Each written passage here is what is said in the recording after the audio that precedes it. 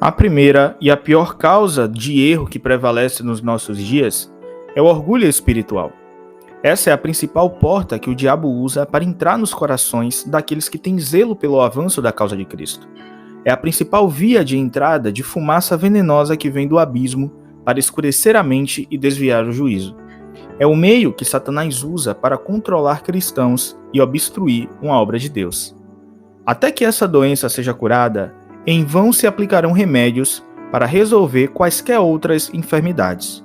O orgulho é muito mais difícil de ser discernido do que qualquer outra fonte de corrupção, porque por sua própria natureza leva a pessoa a ter um conceito alto demais de si própria. A pessoa pensa que a opinião que tem de si mesma está bem fundamentada e que, portanto, não é um conceito elevado demais. Como resultado, não existe outro assunto no qual o coração esteja mais enganado e mais difícil de ser sondado. A própria natureza do orgulho é criar uma autoconfiança e expulsar qualquer suspeita de mal em relação a si próprio. O orgulho toma muitas formas e manifestações e envolve o coração como as camadas de uma cebola. Ao se arrancar uma camada, existe outra por baixo dela. Por isto, precisamos ter a maior vigilância sobre os nossos corações com respeito a essa questão e clamar àquele que sonda as profundezas do coração para que nos auxilie. Quem confia em seu próprio coração é insensato. Como o orgulho espiritual é mascarado por natureza, geralmente não pode ser detectado por uma intuição imediata como aquilo que é mesmo. É mais fácil ser identificado por seus frutos e efeitos, alguns dos quais quero mencionar junto com os frutos opostos da humildade cristã. A pessoa espiritualmente orgulhosa sente que já está cheia de luz, não necessitando assim de instrução. Assim terá a tendência de prontamente rejeitar a oferta de ajuda nesse sentido. Por outro lado, a pessoa humilde é como uma pequena criança que facilmente recebe instrução.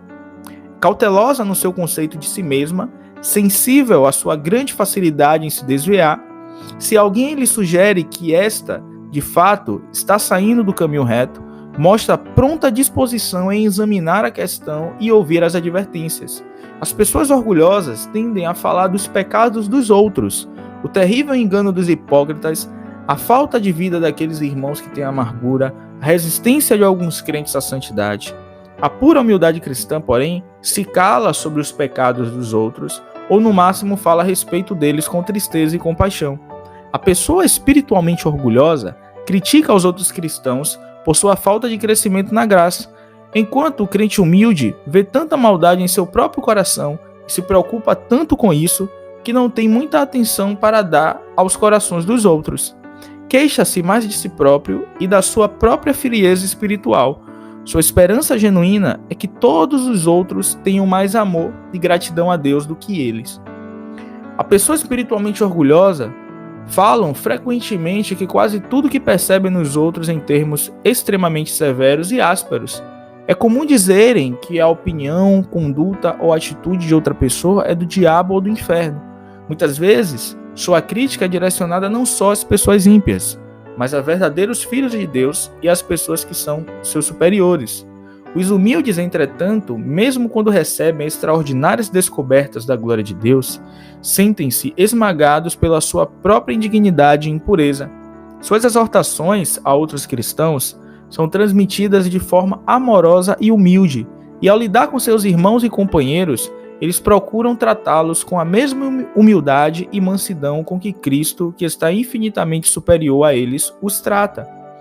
O orgulho espiritual, comumente, leva as pessoas a se comportarem de modo diferente na sua aparência exterior, a assumirem um jeito diferente de falar, de se expressar ou de agir.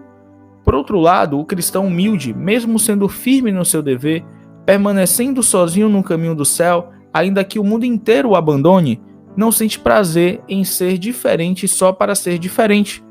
Não procura se colocar numa posição onde possa ser visto e observado como uma pessoa distinta ou especial. Muito pelo contrário, dispõe-se a ser todas as coisas a todas as pessoas, a ceder aos outros, a se adaptar aos outros e agradá-los em tudo menos no pecado.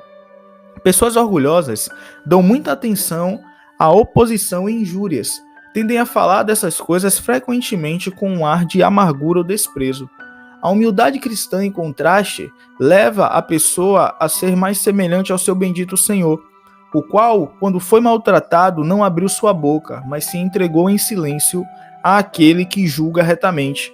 Para o cristão humilde, quanto mais clamoroso e furioso o mundo se manifestar contra ele, mais silencioso e quieto ficará, com exceção de quando estiver no seu quarto de oração.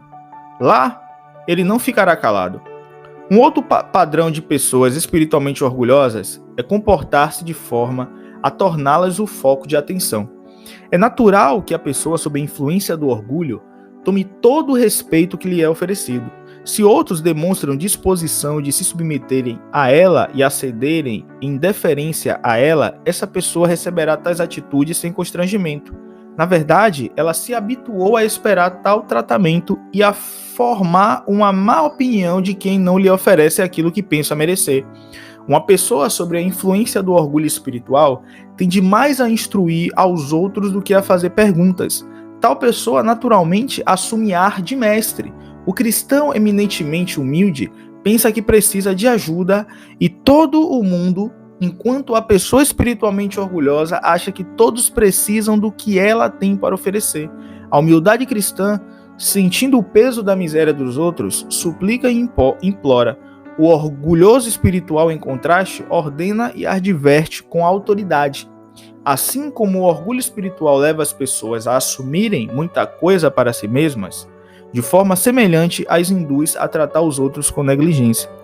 Por outro lado, a pura humildade cristã traz a disposição de honrar a todas as pessoas.